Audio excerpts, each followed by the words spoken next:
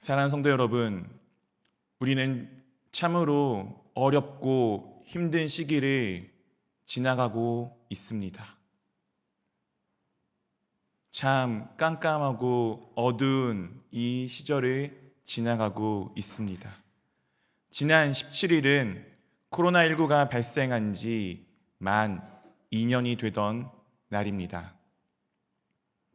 어두움의 시대, 이 끝이 언제 날지 모르는 이 시대를 우리는 지금 한 발자씩 한 발자씩 조심스럽게 내딛고 살아가고 있습니다.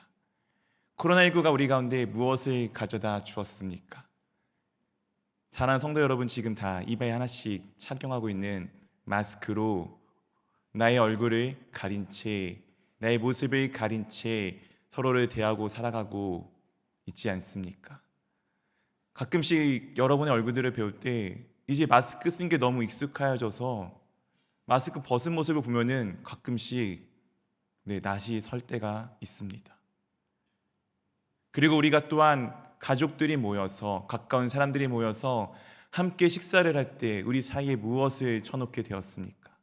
서로와 서로의 사이를 갈라놓는 가림막을 하나씩 하나씩 쳐놓고 살아가는 시대가 되었습니다. 비대면의 시대라고 불려지는 이 시대를 지금 우리는 걸어가고 있습니다. 우리 어르신들은 과거에 참 많고 어려운 역경들을 겪으셨겠지만 젊은 이들에게는 이와 같은 시대가 또 있었는지 모르겠습니다. 당연하게 함께 모여 예배하는 것이 너무나 당연한 시대가 지나가고, 어떻게 보면 함께 모여 예배하는 것이 더 특별한 시대로 바뀌어 가고 있습니다. 그렇다 보니 우리의 영적 상태도 참 어둠 가운데 점점 더 들어가고 있는 것 같습니다. 성경에서도 이와 같이 길고 긴 어둠의 시대를 나타내는 시대가 있습니다. 바로 사사 시대입니다. 오늘 이 사무에서는 이 성경에서 가장 어두웠던 시대, 사사 시대의 그 마지막을 배경으로 삼고 있습니다. 가장 어두웠던 시대의 그 가장 어두웠던 모습의 시작이 바로 오늘 사무엘서에 담겨져 있는 내용입니다. 이 사무엘서 첫 시작이 이와 같은 말씀으로 되어져 있습니다. 사무엘상 1장 1절 말씀 우리 한번 같이 읽어보도록 하겠습니다. 에브라임 산지 라마다임 소빔에 에브라임 사람 엘가나라 하는 사람이 있었으니 그는 여로보암의 아들이요 엘리후의 손자요 도의 증손이요 수베의 현손이더라. 오늘 에브라임 지파에 있었던 엘가나라는 사람이 등장합니다. 이 에브라임 사람이라고 표현이 되어 있어서 이 사람이 에브라임 지파의 사람으로 생각하실지 모르겠지만 족보에 대해서 정말 상세하게 치밀하게 적어놓은 역대기에 따르면은 이 사람은 레위 지파 사람입니다. 레위 지파의 사람들은 누구인가요? 저와 같은 목회자, 오늘날로 따지면은 아니면 교회에서 일하는 사람들, 즉 현대 시대의 성직자라고 불리는 사람들입니다. 이 사람에 대해서 오늘 성경에서는 우리에게 이렇게 알려주고 있습니다. 2절 말씀 우리 한번 같이 읽어보도록 하겠습니다. 그에게 두 아내가 있었으니 한 사람의 이름은 한나요 한 사람의 이름은 브니나라. 브니나에게는 자식이 있고 한나에게는 자식이 없었더라. 놀라운 이야기 아닙니까? 성직자인 지금 엘가나에게 아내가 두 명이 있었습니다. 오늘날로 따지면 목회자에게, 장로님에게 두 명의 아내가 있었다라는 이야기를 지금 버젓이 적어놓고 있습니다. 이 모습을 통해 보았을 때 이 사사시대가 얼마나 타락한 시대였는지를 우리 가운데 드러내주고 있습니다. 그리고 오늘 말씀에 한나의 이름은, 한 사람의 이름은 한나요 한 사람의 이름은 브닌나라고 기록해주고 있습니다. 한나가 먼저 이름이 등장을 하죠. 아마 한나는 조광지처였던 걸로 보입니다. 그리고 그 다음에 나왔던 브닌나는 아마 첩이었을 가능성이 높을 것 같습니다. 근데 그 다음에 바로 그 순서가 뒤바뀝니다. 브닌나에게는 자식이 있고 한나에게는 자식이 없었더라. 한나가 조광지처라면은 한나 이름이 당연하게 먼저 나와야 되지만 자식 있는 분인나 이름이 바로 먼저 등장을 합니다. 우리의 삶의 가치들은 정말 중요한 것들이 있는데 때로는 다른 불필요한 것들로 인해서 이렇게 전도되어져 있는 모습, 가치의 순서가 바뀌어져 있는 모습들이 드러날 때가 있습니다. 그럼 도대체 한나에게는 왜 아이가 없었을까요? 엘가나가 혹시 그를 별로 안 사랑해서 첩인 분인나를 얻었던 것은 아닐까요? 우리 가운데 4절과 5절 상반절에 이렇게 전해주고 있습니다. 엘가나가 제사를 드리는 날에는 제물의 분깃을 그의 아내 분인나와 그의 모든 자녀에게 주고 한나에게는 갑절을 주니 이는 그를 사랑함이라. 엘가나는 분인나보다 한나를 더 사랑하였습니다. 그래서 분명히 한나에게 갑절의 제물을 주었습니다. 한나를 사랑하고 있는 상황이었습니다. 정말 이상하지 않나요? 엘가나가 한나를 사랑한 것도 아닌데 한나를 분인나보다 더 사랑했는데 한나에게는 자녀가 없었습니다. 근데 분인나에게는 오히려 자녀가 있었습니다. 정상적인 것은 약하고 비정상적인 것이 더 강한 것, 그것이 바로 이 사사시대의 모습을 반영하고 있습니다. 그렇다면 한나가 임신하지 못한 진짜 이유는 무엇일까요? 우리 사무엘상 5절 하반절과 6절 말씀을 한번 같이 읽어보도록 하겠습니다. 그러나 여호와께서 그에게 임신하지 못하게 하시니 여호와께서 그에게 임신하지 못하게 하심으로 그의 적수인 분인나가 그를 심히 격분하여 괴롭게 하더라. 오늘 5절과 6절에 동일한 말을, 동일 어구를 반복하고 있습니다. 우리 똑같은 말을 계속하는 이유는 강조하기 위함이죠. 여호와께서 한나에게 임신하지 못하게 하시니, 한나가 임신하지 못한 이유는 다른 것이 아니라 하나님께서 그녀에게 임신하지 못하게 하셨기 때문입니다. 이 이야기가 이 당시 시대 사람들에게는 어떤 의미로 받아들여졌냐면은 오늘날 시대와 관계없이 당시 이스라엘 문화입니다. 결혼한 여자가, 정상적인 여자가 아이를 갖지 못한다. 그것은 하나님으로부터 관계가 끊어졌거나 벌을 받고 있는 상황입니다. 세상 사람들은, 그 이스라엘 당시 그 시대의 사람들은 이 여자가 아이가 없어? 그러면은 하나님께 죄를 지었거나 아니면은 하나님으로부터 버림을 받은 존재임을 나타내는 표징이었습니다. 그러니까 첩인 분인나가 이 한나를, 조광지처인 한나를 심히 격분시키는 것입니다. 이 격분시킨다라는 단어는 천둥치듯이라는 단어의 의미를 갖고 있습니다. 그 마음을 천둥치듯이, 우레가 치듯이 뒤흔들어 놓는 분인나의 모습이 지금 나타납니다. 분인나가 이 한나를 격분시킨 것은 단순히 한나가 자녀가 없는 것에 대한 격분이 아닙니다. 그녀가 하나님과의 관계가 문제 있음을 파고든 것입니다. 이 괴로움 가운데 그렇다면 한나는 무엇을 하였습니까? 사랑하는 성도 여러분들이라면 이 상황 가운데 어떻게 하실 수 있나요? 내가 사업가인데 지금 사업이 막 망해가고 있어. 어쩔 때 망해가고 있는데 옆에 있는 사람이 계속 와가지고, 야, 너 하나님한테 죄를 지어서 그래, 너 하나님한테 뭐 잘못했지, 이렇게 쿡쿡 찌르고 있는 상황이라면 여러분들은 어떤 마음을 가질 것 같습니까? 오늘 한나는 정말 놀랍게도 이와 같은 일을 합니다. 10절 말씀을 우리 한번 같이 읽어보도록 하겠습니다. 한나가 마음이 괴로워서 여호와께 기도하고 통곡하며. 한나는 지금 마음이 괴로워서 무엇을 하냐면은 술을 먹는 것이 아니라, 어디 나가서 소리 지르는 것이 아니라, 대나무 숲에 가서 토로하는 것이 아니라 지금 하나님 앞에 나와 기도하고 있습니다. 사랑하는 성도 여러분, 내가 괴로울 때, 내가 힘들 때, 내가 아플 때 주님 앞에 나와 기도하는 것이 은혜입니다. 내가 주님 앞에 나와 기도할 수 있는 것이 바로 은혜입니다. 이 한나의 마음이 얼마나 괴로웠으면은 나중에 엘리의 증언대에 따르면은 그 입 밖으로 소리가 나오지 않을 만큼 애절하게 기도하였습니다. 사랑하는 성도 여러분, 정말 고난을 겪어보셨습니까? 사방이 막혀있는 상황 가운데 처해 보셨습니까? 이것도 할 수 없고 저것도 할 수 없는데 정말 아무것도 할 수 없는 상황 가운데 처해 보셨습니까? 그때 그래도 믿는 사람이라고 주님 앞에 나와 무릎 꿇고 있는데 기도조차 나오지 않아요. 한숨조차 나오지 않아요.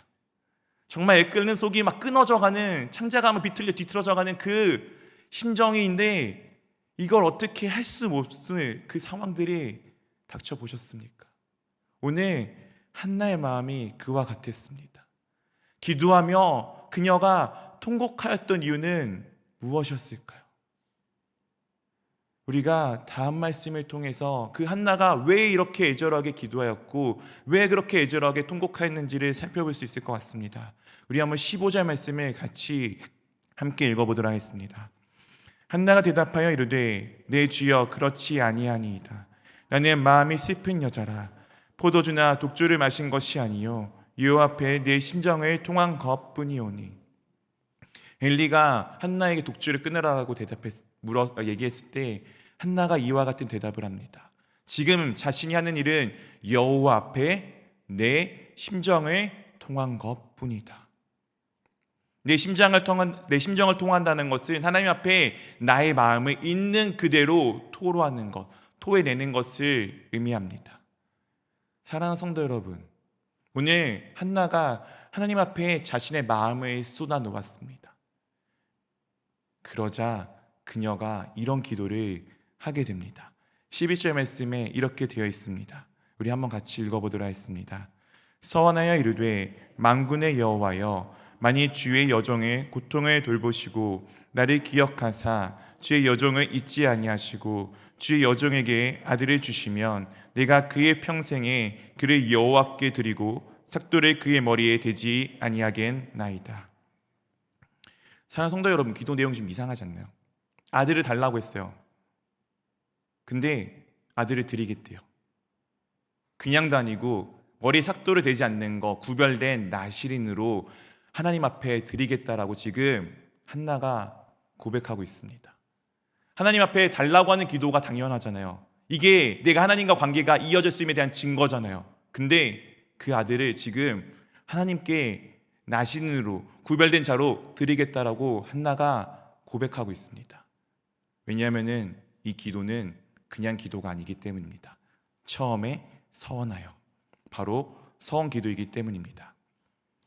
사랑하는 성도 여러분, 서원 기도는 하나님과 내가 하는 거래가 아니에요. 하나님 나한테 이거 주시면은 제가 요구할게요. 우리 잘하는 기도죠.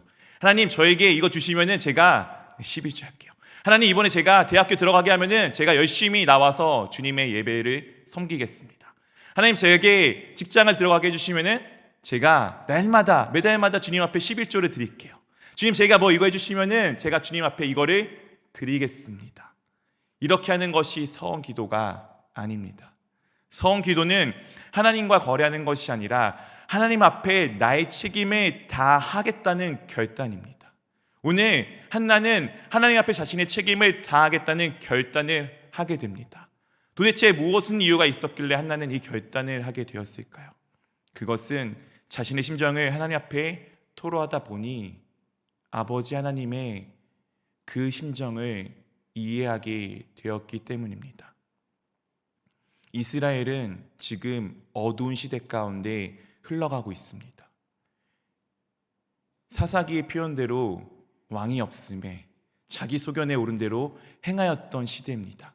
이스라엘에게 왕의 제도에 따른 왕은 없었습니다. 하지만 이스라엘에게 진짜 왕이 없었습니까? 세상에 왕이 없다고 해서 이스라엘에게 왕이 없었습니까? 아니에요. 세상과 다르게 이스라엘에게는 분명히 모든 것을 다스리고 계시는 만군의 여호와 하나님이 그들과 함께 하셨습니다. 그 왕이 함께 하시는데 그들은 그 왕을 잊은 거예요. 그 왕을 인정하지 않은 거예요. 그래서 이스라엘은 하나님으로부터 점점 멀어져 자신들의 생각들에, 자신들의 마음에 오른 대로 마음껏 살아갔습니다. 그렇게 그들은 하나님을 떠나갔습니다.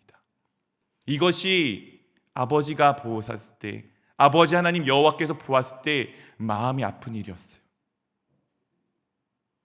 여러분도 그렇지 않습니까? 내 자녀가 나를 떠나갈 때, 내 자녀가 나를 버리고 어디론가 가버릴 때 그 마음이 얼마나 애끓고 아픕니까? 한나는 하나님 앞에 자신의 심정을 토로하면서 그 심정을 통하다 보니 그 아버지의 마음을 알게 됩니다.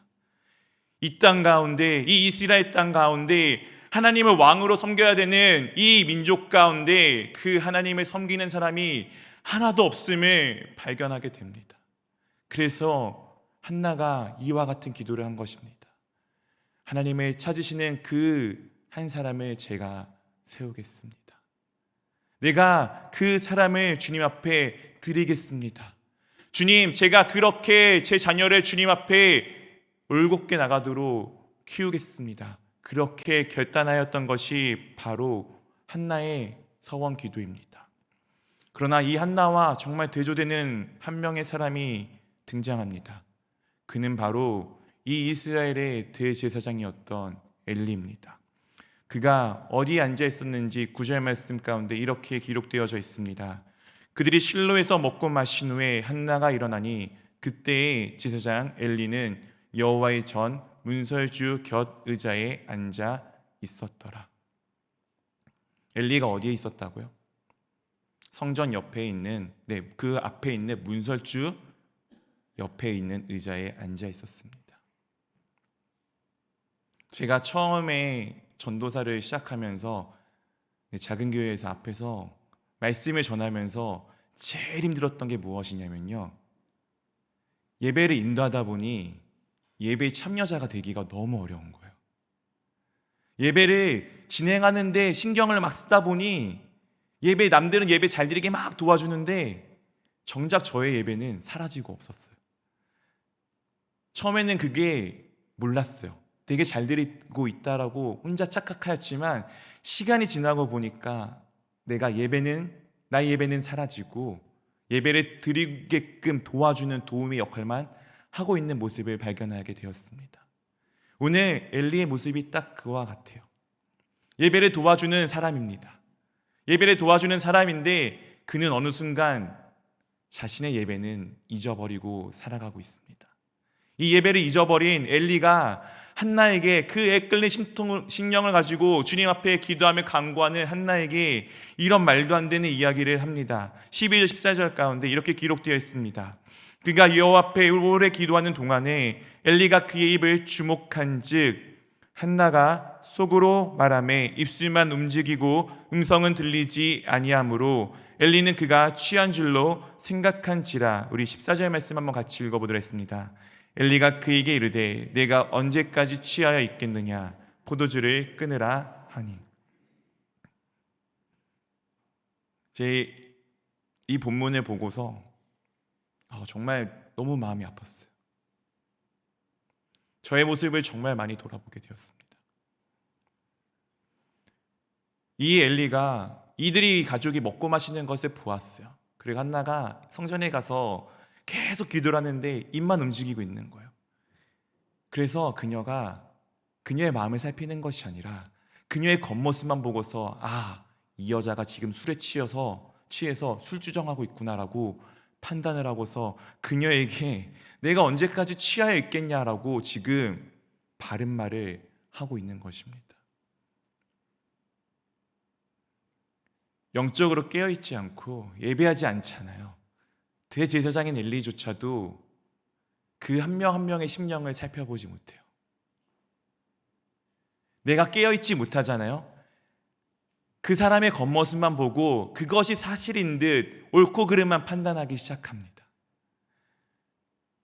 진짜 그의 마음을 모르고 진짜 상황을 모르고 아버지의 뜻도 모르고 그냥 내 눈에 보기에 옳은 거, 내 눈에 보기에 맞는 것이 진짜라고 믿고 살아갈 때가 참 많이 있습니다.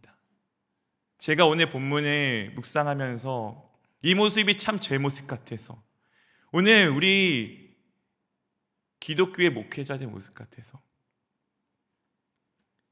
오늘 이 시대의 한국 교회 모습 같아서 정말 너무나도 마음이 아팠어요. 그래서 정말 목회자로서 너무나도 죄송했습니다. 저도 이 모습과 크게 다르지 않았거든요.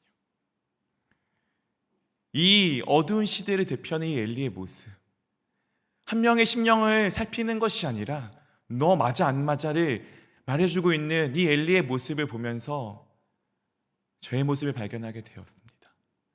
사랑하는 성도 여러분, 여러분들에게 혹시 이와 같은 모습이 담겨 있지는 않으십니까?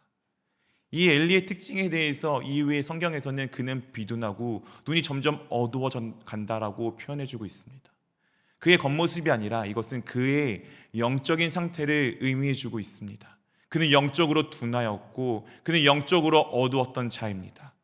그런 그가 정말 놀랍게도 아까 우리가 고백하였던 그 한나의 고백에, 하나님 앞에 내가 지금 심령을 토로하고 있다는 그 고백에 이와 같은 대답을 해주고 있습니다.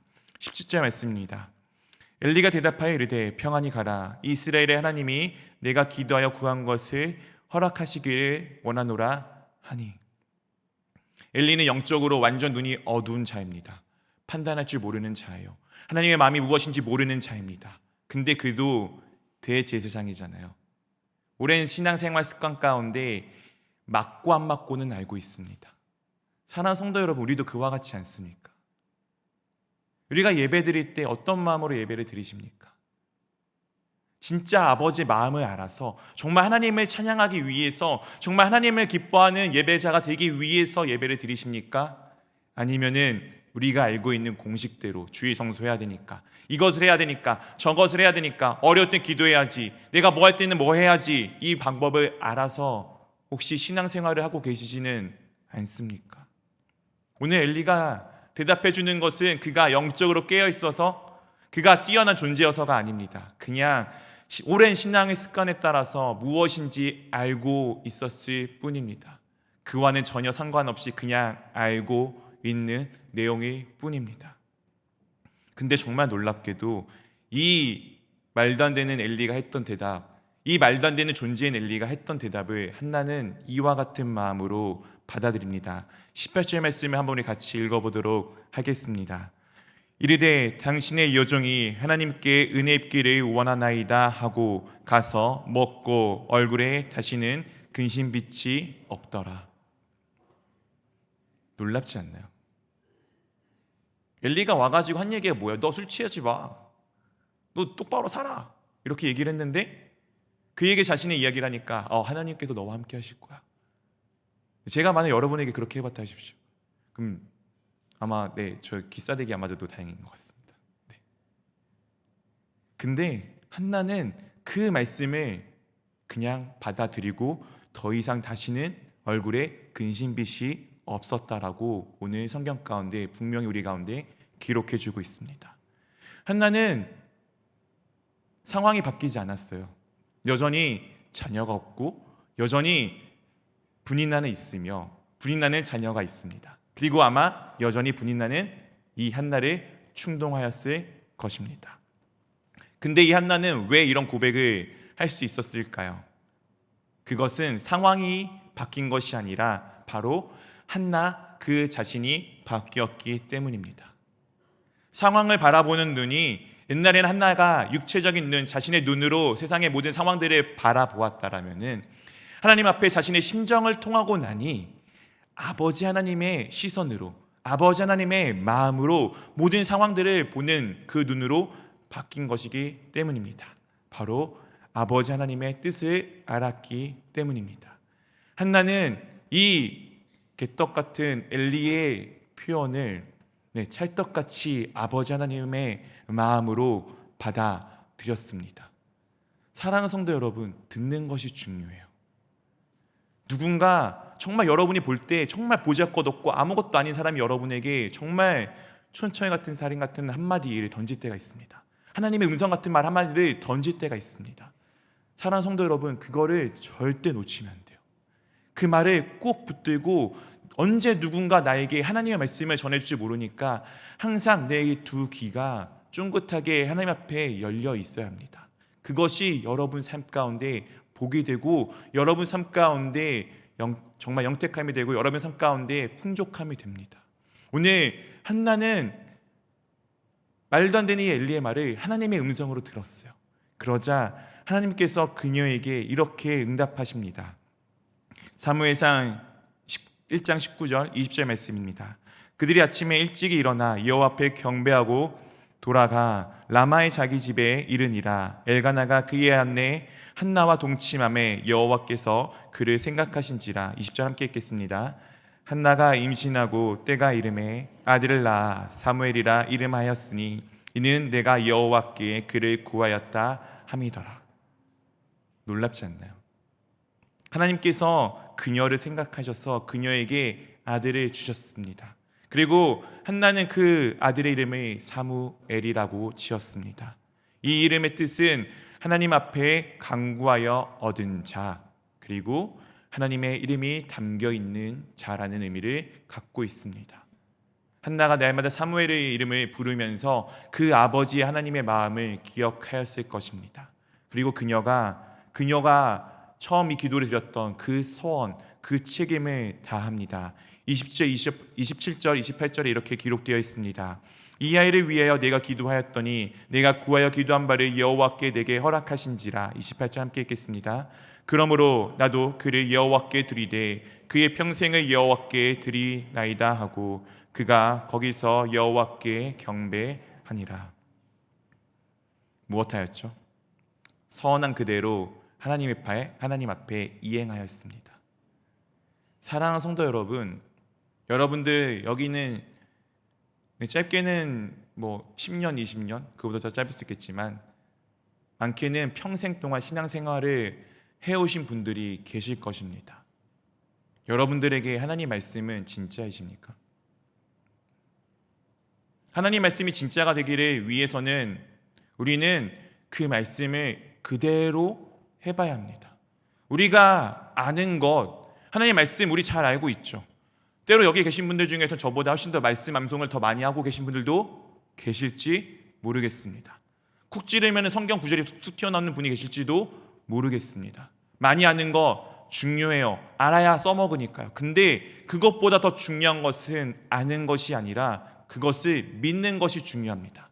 믿기 위해서는 그것이 진짜인지를 살아보아야 해요. 오늘 한나가 무엇을 하였나요?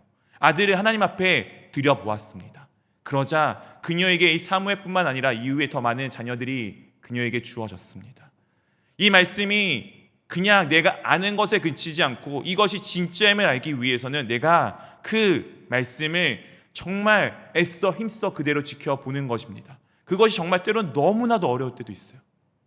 오늘 이 한나와 같은 상황인데 오늘 딱 말씀이 펼쳤더니 내 원수를 내 몸과 같이 사랑하라, 내 모든 것 다 내주라고 하는 그 말씀을 딱 듣는다면 여러분들이 하실 수 있겠나요? 저도 그것은 진짜 너무나도 어렵고 아직까지 성공해 본 적이 없는 것 같아요.